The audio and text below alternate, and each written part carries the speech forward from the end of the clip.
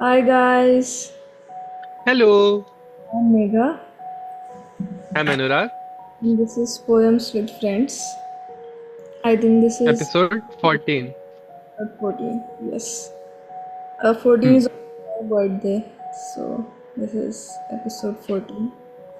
And today we are going to do this poem by Rainer Maria Rilke. I don't know, Anurag, if you would like this poem because it's extremely sentimental. I don't know if you like that kind of stuff, but Rilke is one of those people. So there is this book by Rilke called Letters to a Young Poet, and I really, really love that book. Like it is this thin. That book is like razor thin. It is just letters that he responded to. Like there was this really young poet who started writing to him, and then Rilke started responding to his letters, and it's an amazing book. It's like it's very spiritual and sentimental advice for writing, but then I really loved it, I think, and that's why I like got to know about Rilke through that book. So this is one of his poems which I want to do today because I am also feeling a little detached from writing and poetry. So Hmm. this is Go to the Limits of Your Longing, written by Rainer Maria Rilke and translated. And okay, this I copied it from somewhere. So, read by Joanna Macy, but translated by Joanna Macy. Rilke basically wrote in German. So, this is a translated poem. So, maybe it has lost some of its glory, but it's still good. Hmm. Understood. Our first translated poem. Oh, yes. We could actually also read it in German later because both of us understand a little bit of German. But I think the poetry would be like just dictionary opening. But Yes. okay. Uh, but will good to know how a German poem sounds. He is said to be one of the most sentimental of German poets, like Rainer Maria. I heard the name actually Oh. independently somehow. I just didn't know the poet was German. I haven't read actually in much of his poetry. I never come across his poetry. The only reason I know him is because of that book. So Understood. let's read it then. You'll read it. Okay. Go to the limits of your longing. Written by Rainer Maria Rilke, translated and read by Joanna Macy. God speaks to each of us as He makes us, then walks with us silently out of the night. These are the words we dimly hear. You, sent out beyond your recall, go to the limits of your longing. Embody me. Flare up like a flame and make big shadows I can move in. Let everything happen to you. Beauty and terror. Just keep going. No feeling is final. Don't let yourself lose me. Nearby is the country they call life. You will know it by its seriousness. Give me your hand. Hmm. Did you like it? I'll read it one more time. I didn't understand it. I think it's one of those poems that need like multiple perusals.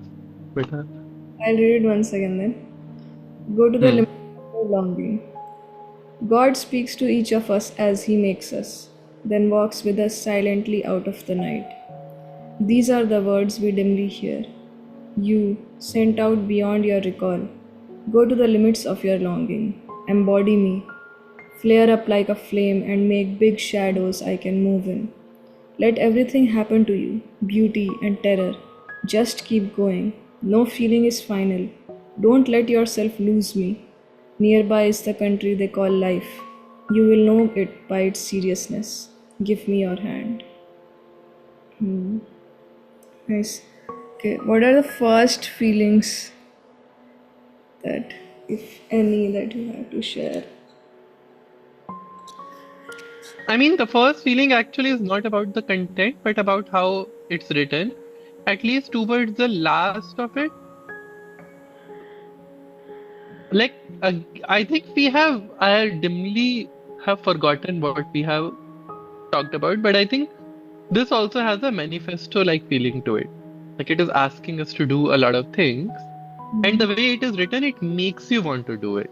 Right. Oh yeah, that's a great point. I was actually also going to say that it gives you a very grand kind of feeling, and as you rightly put it, it is asking you to do things, but not in a way in which you would feel repulsed, or not in a way in which you would feel that, oh, someone is just giving me orders. So I think when he says he's basically he's talking as God, right? When he says that these are the words we dimly hear. So after that, everything he says here, it's basically him talking as God. So I think he did a great job of sounding like God, sounding Hmm. dominating, but at the same time loving, or uh, it's like a good kind of dominating, not a bad kind of dominating. Like telling you what to do. That's true. Hmm. Agree. I think, but I don't understand a lot of it, so I will have to. I don't know what your feeling is after reading this. Let's go paragraph by paragraph then. God speaks Hmm. to us as He makes us, then walks with us silently out of the night. Okay. I think, yeah, again, very crisp start, right? It's, I think it is at birth, right? Like God is saying while walks with us silently out of the night. Like out of the night is, I think, literally you coming out of the womb, probably. oh yeah, that is a nice image. Yes, yes. Hmm. I never thought And of then I. Hmm. I of night just as a symbolic thing of night, and then day is life, but womb is actually a very apt image also. Hmm. No, it evokes it to me because he said, as he makes us. And Right, as he makes us is related to birth, probably. right. But yeah, I think I also love the crispness of the start. For like, I think we have talked about it in many poems before also, that a good poem doesn't really waste any time in getting into the context. So he doesn't like use 5 6 lines to come to the point. It's just one line. Hmm. God speaks to each of us as he makes us. That is such a middle of the storyline. It's not a the story begins and now something happens. It's like bang, you're right in the middle of this thing, this context. Hmm. Okay. Agree. Okay, he is. Huh. No comments. I agree. Hmm. Okay, then God speaks to each of us as he makes us, then walks with us silently out of the night. Uh, Actually, yeah, it's also that um, he's doing so many things in this just one line, right? As you said, you imagined a womb imagery, and then this walking silently out of the night makes me imagine God as someone who is like caring and loving. So a persona of God is also established because he's walking with us silently out of the night. Like if he only Hmm. God speaks to us, each of us as he makes us, and then he would have jumped here, then I would not have like had that persona of God in my mind. Hmm. Okay, the benevolence of the god kind of kicks in by one line. I think the god here is a very Dumbledore-like person in this poem. Yes, I also got that feeling. Yes, like with his robes and walking with us. Yeah. Okay, nice. Hmm. Next, So so these are the words we dimly hear. No, you had something to say. nothing. So this year established the scene. God is speaking to us. The setting is also established. God's character is also established. Then, yes. These are the words we dimly hear. So essentially, we are supposed to follow this all our life. Hmm. Seems like the idea. You Right. sent out beyond your recall, go to the limits of your longing, embody me. Hmm. Actually, I would like to point out even here, as you said in the first time, that these are orders, but you want to follow them. I think because there is this difference between what is being said and how it's being said. So he, even though these words here are very, declarative and very, this is what you have to do, but the starting line is, these are the words we dimly hear. So there is a kind of softness and whispering to it, but then the words are like, oh, you do this, like, very powerful and very authoritative. But all of this softness Hmm. established before, so you don't feel you don't feel that you're going to war.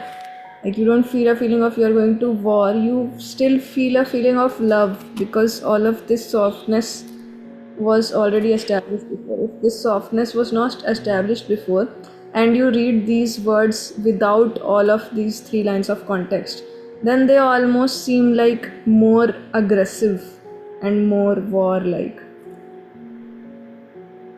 Hmm. True. Now it just seems like very fantastical. Yes, yes, Okay. exactly. Yes. I definitely, this poem is actually, and you said larger than life. It Hmm. has that feeling that something big is happening and you are like Being- supposed to take your role. yes, it's like the calling. You are the call hero, you are being called on this fantastical adventure. Hmm. That's actually very true.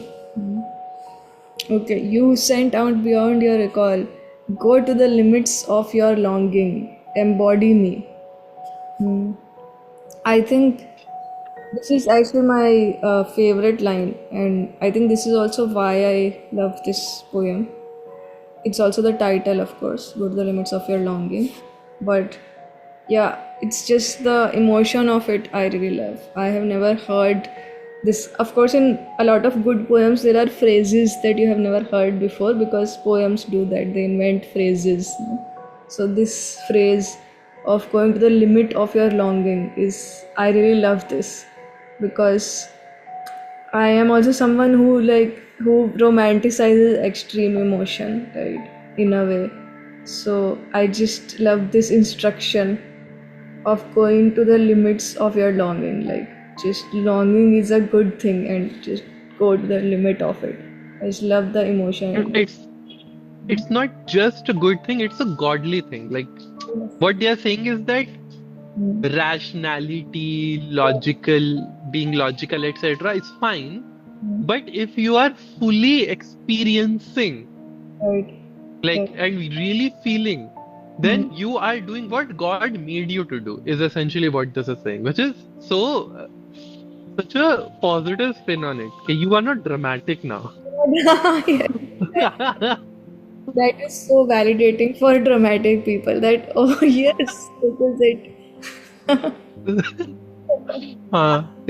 Rainier Maria Rilke must be very dramatic. It's like, I want this validation. Want to give it to people. Yes. And yeah, he's saying And basically, if you're going to the limits of your longing, you are embodying God. Like, God what? hmm. Okay. And one more thing I want to say before I go ahead is he there are three things in which he is saying that one more feeling I get is that this is one of those things, right? Like you leave your past life behind and you are born into a new thing. It seems like that. Okay, the scene setting is amazing. Okay, for someone who did not understand this poem at first, now that we're discussing it, I really like the idea that like God is with you while you are going into this new world as a child, and you are dimly hearing all these things Mm-hmm. because you are leaving your past memories behind. God made you, etc., and now you are this tabula rasa, but you still have this thing at the back of the mind that the God said, and you are going beyond your recall. You cannot go back into the womb. You are like, you are done. This is a one-sided direction. So do whatever you want with this. It's not like you'll necessarily do it, but if you can do this. I like that part of this. It's because it's not said explicitly, but it's so in these three paragraphs.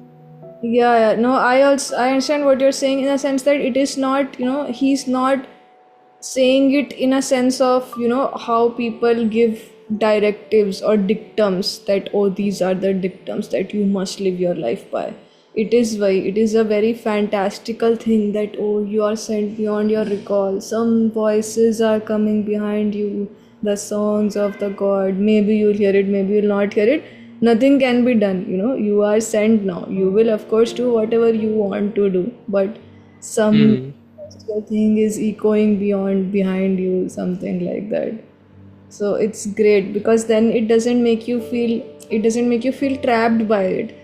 If it were like directives of god or something like that, then you would be like, oh, why is it, why I won't do it, or I don't think this is right. But you don't go into that zone of, oh, I don't think this is right, because it is not forced upon you. It is more like a magic Hmm. that you might follow, you might understand, you might create your own meaning out of it also.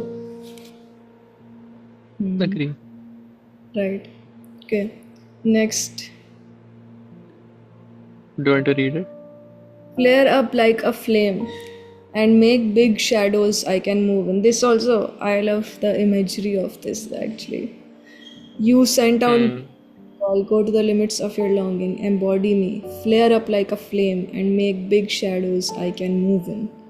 It's so energizing, like so invigorating, like it's like all of society when keep your emotions inside. This one is telling you, no, keep it all, like burn yourself.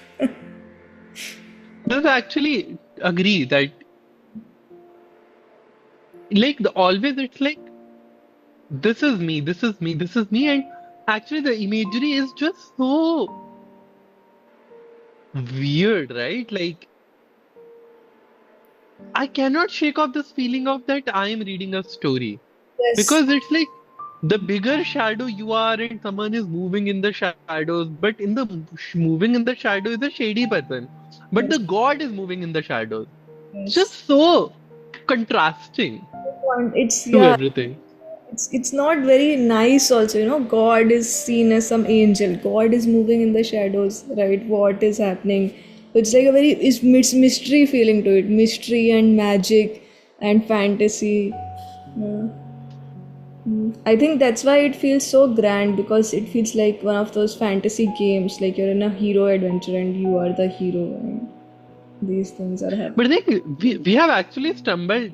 Not I have stumbled into this via you. You of course discovered this, but it's so nice. Like when we look at these fantasy things, etc. We look at these big novels. We look at these world building Mm, things, etc. A lot of table setting happens, but here there are like a few lines, and they give that same feeling about it, which is like the poet has distilled all that magic into yes, a that's few words. a great point, and that is like that should be the canon line for poetry. I think I am so much for poetry because of this very reason, that in just 10 lines you can create so much. You don't have to write like 400 pages of how the wind was blowing to tell, like to convey the feeling of magic. I think it all comes, Hmm. no offense to 400-page books, but poetry can, good written poetry can do that. And I think I always come back to the point of tone, right? It's all about tone. Like, it's, as you say, actually, in one of our podcasts, you made a very good point that it's almost like a play. So, I have started Hmm.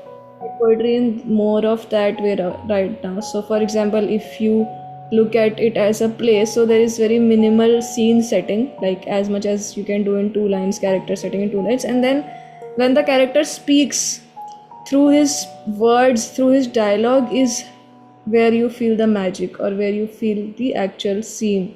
So I think this kind of Hmm. very much that, right? There is some basic scene setting, and then this character is speaking, but then they're speaking in such a way that you can feel everything.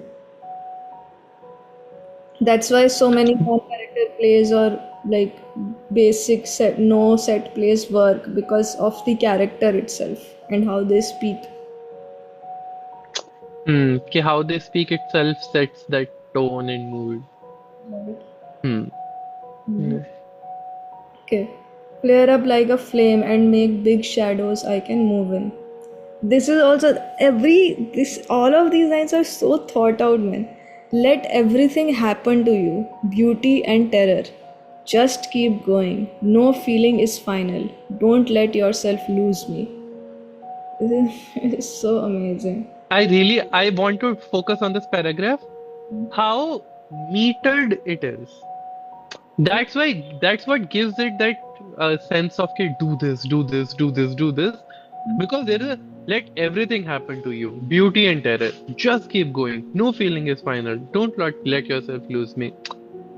I really like how rhythmic it is. Mhm. It's all you're saying the number of beats or the number of syllables is almost the same in each of the dialogues. So then it's like a Hmm. very nice rhythm, like that speaks to your heart or something. And short things. Just keep going. No feeling is final. Like very digestible. Right. And if you go back to the image of like you going into a magical forest and things echoing behind you, so it's almost like a chant, right? And chants are very small and repetitive. Hmm.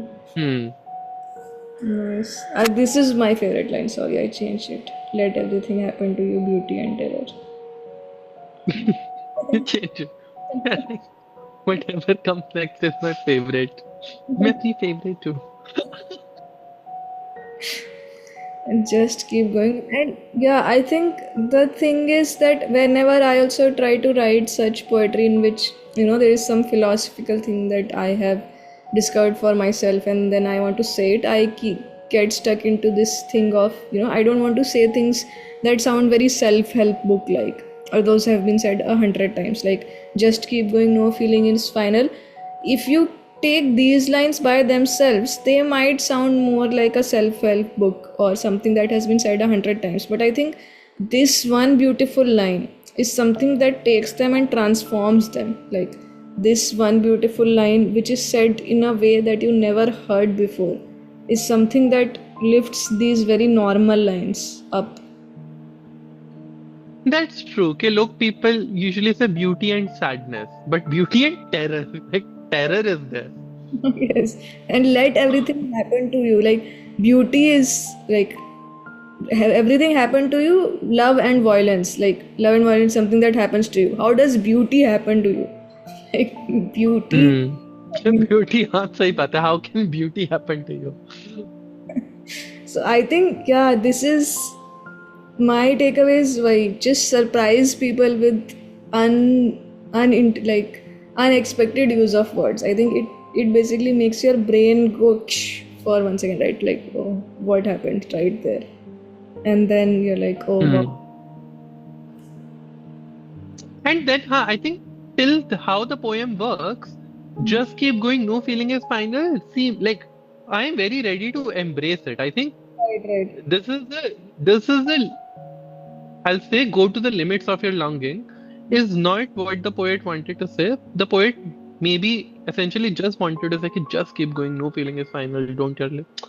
Okay, this is like to go to the limits of your longing, you have to do this. Right. Yes. And it builds up to it very well. Yeah. Like I, after reading this poem, would be like, "Chalo, let us feel."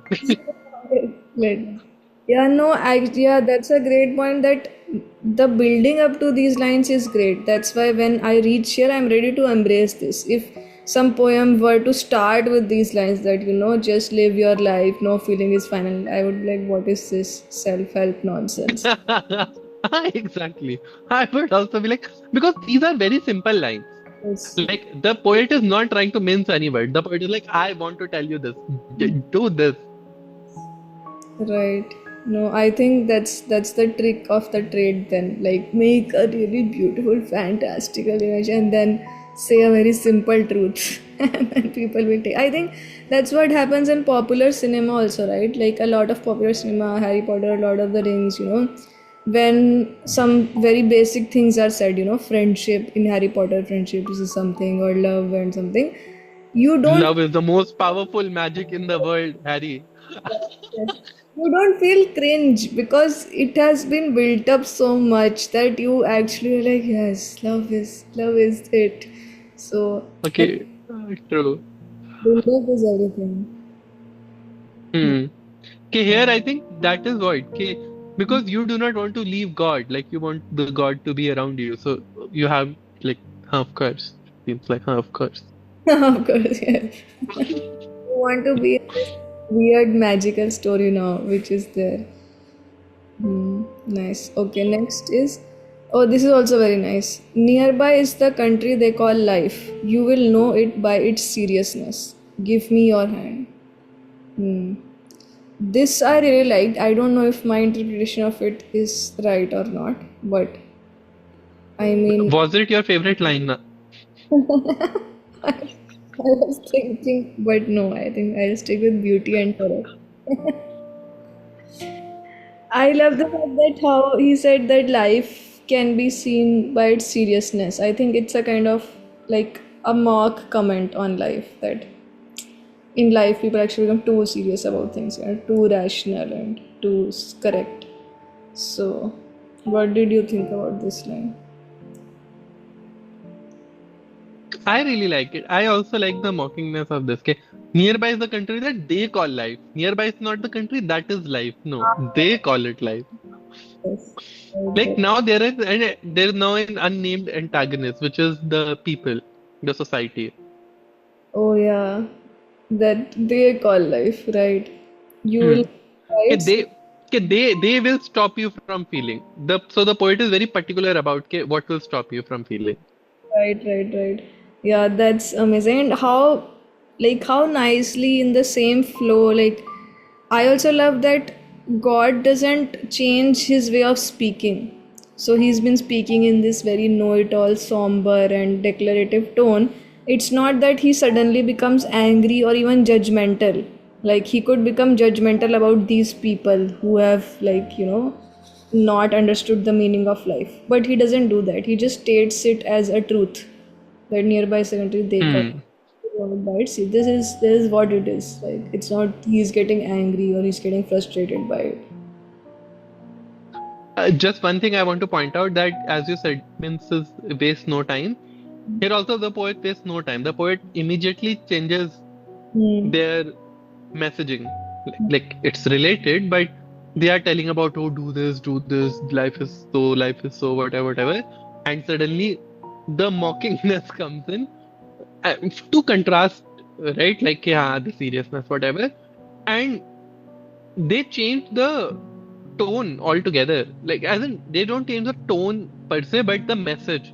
Right, right. Like it's very grand and suddenly it becomes It becomes very a different.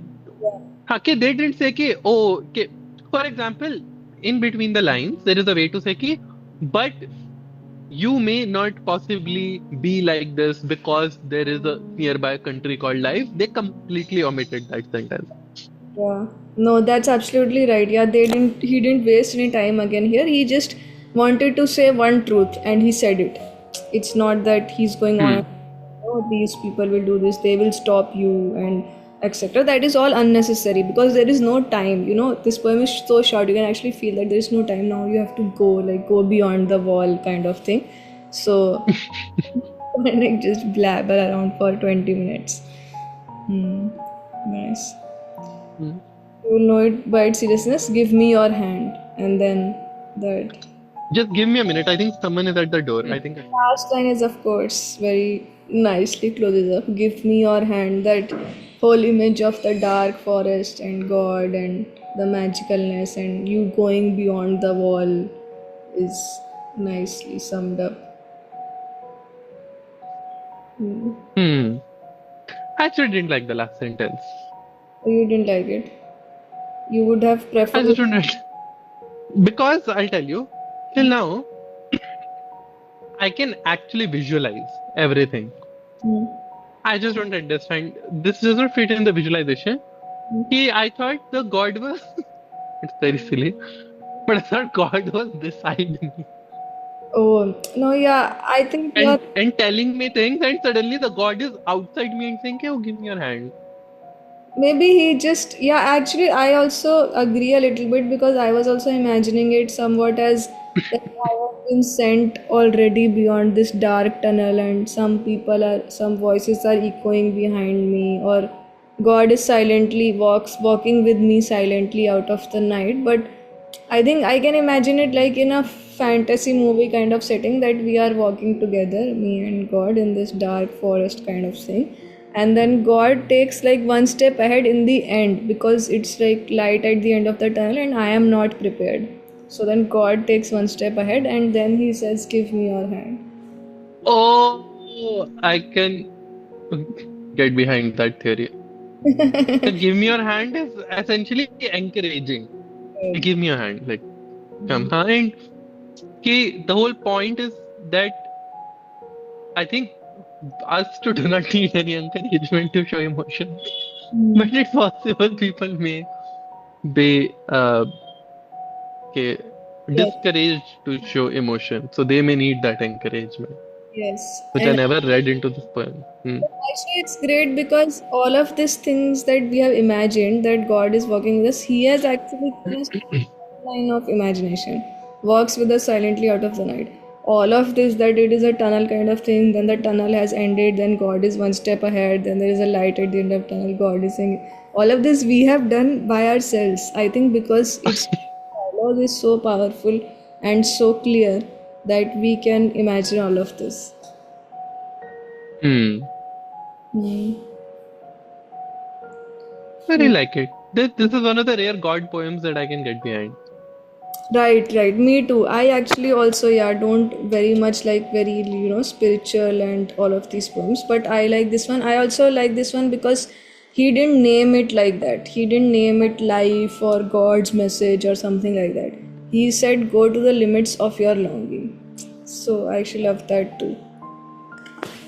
Hmm. The other thing is God is mostly not th- why this God is tolerable to me personally, from a personal bias perspective, is that the God is not doing the standard godly thing through what I say or whatever, as in God is saying that, but what God is encouraging is to feel. God is saying, I am the creator, I created you to feel, so feel. Yeah. And I'm like, I was like, we are on the same page for a change, God. Not even trying to keep a very, perfect and manicured image, like flare up like a flame and make big shadows I can move in, what we were discussing. That God is moving in the shadows actually. It's not that he is not saying I am up there watching you. It's a very unconventional God who is saying burn yourself like a flame and I will be in the shadows. So Hmm. I think I understood something that you told. This, okay, the surprise, okay, you have to pause and think, wait, is this happening? And I think, is this probably what makes fantasy? Okay, number one, a lot of things are happening that you'll not expect to happen in real world. God moving in shadows, you flaring up like flame, etc. But I am supposed to do all these things, which ultimately are imaginable, but take a second. Like now, my world suddenly includes me flaring up like a flame, or life as a country beside me, as if I can just move into life by my own volition. yeah, So I really like the imagery is very deconstructs everything around you. It's very fun. Like that's a nice I'll word. try I'll try this actually, okay, by myself. How to do this. I've never tried. Right. Yeah, I think yeah, it that's a great word that you use. The imagery actually deconstructs everything. So I think it doesn't tie you down to how you understand things. That is why it pulls you in so much. Because you're like, oh, what now? What he will say. You actually want to know now what he will say. Hmm. Because truly anything is possible. Hmm. Nice. Yeah, it's very unpredictable. Like it's not like, oh yeah, God is watching over you, be nice, everything like yeah, I know all that. You don't he's going to say. Hmm. Oh, nice poem. I actually liked it. Okay. Awesome. Anything else? Otherwise, I think this was nice. We can just read it one more time. You want to read it one more time before we close? You read it? Go to the Limits of Your Longing, written by Rainer Maria Rilke, translated by Joanna Macy. God speaks to each of us as He makes us, then walks with us silently out of the night. These are the words we dimly hear. You, sent out beyond your recall, go to the limits of your longing, embody me, flare up like a flame and make big shadows I can move in. Let everything happen to you, beauty and terror. Just keep going. No feeling is final. Don't let yourself lose me. Nearby is the country they call life. You will know it by its seriousness. Give me your hand. I actually also love the big breaks here because there is so much that is being said. My mind actually feels very satisfied with the big paragraph breaks because you will know it by its seriousness and then suddenly give me your hand. But I feel very satisfied with this wide space for some reason. That there's this wide space here. You are ready to Yeah, then change. Like yeah, it's not jarring. jarring. Nice. Okay. Awesome, guys. I'll also post the German version of it in the video description, just to see, and maybe we can later offline we can try to deduce the German version, both of us, and see if you find any differences. But I mean, of course, the translator might have done a good job, but maybe if we independently see the German version and we find out something that is different, we'll let you know in the comments. Uh, Yes. Now's the time to go. We are less than a minute on Zoom call. We are very poor people. We use free Zoom. Easy. Okay, so see you next time. Bye, guys.